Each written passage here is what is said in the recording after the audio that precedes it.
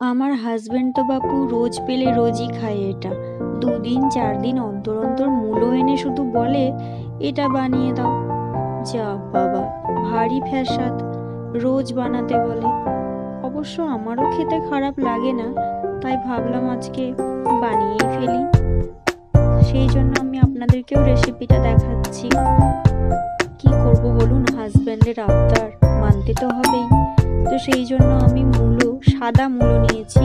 আপনারা যে কোনো মূলো দিয়েই করতে পারবেন। আমি এখানে সাদা মূলো নিয়েছি, সেটা গ্রেট করে নিয়েছি আর ভালো করে চটকে নিয়েছি। তারপরে এই যে নিংড়ে আমি জলটা ছেঁকে নিচ্ছি। তো জলটা ছেঁকে নেওয়ার পরে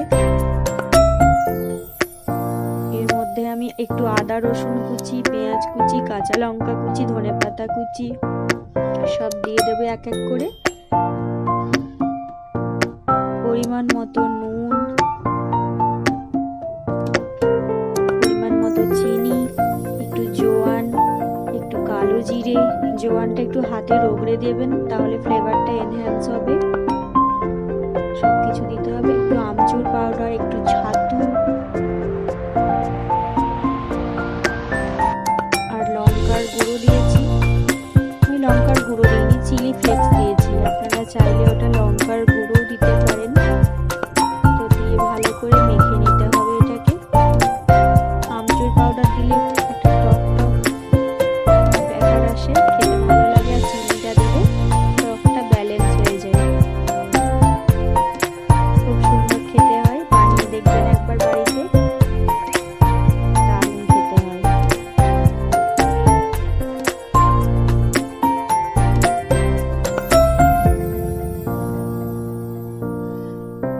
এই যে চিনি দিয়ে দিলাম।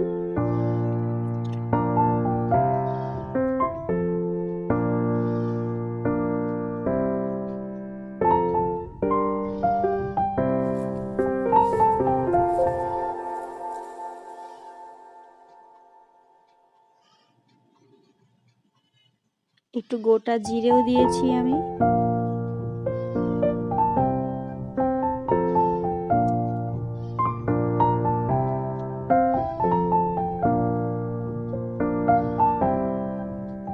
চাইলে আপনারা এখানে একটু আমচুর পাউডারের বদলে এখানে আমের আচারের তেল মশলা দিতে পারেন। আমি আমচুর পাউডার দিয়েছি। চাট মশলাও দিতে পারেন আপনারা, কিন্তু আমি দিইনি। তাতেই খুব ভালো হয়েছিল।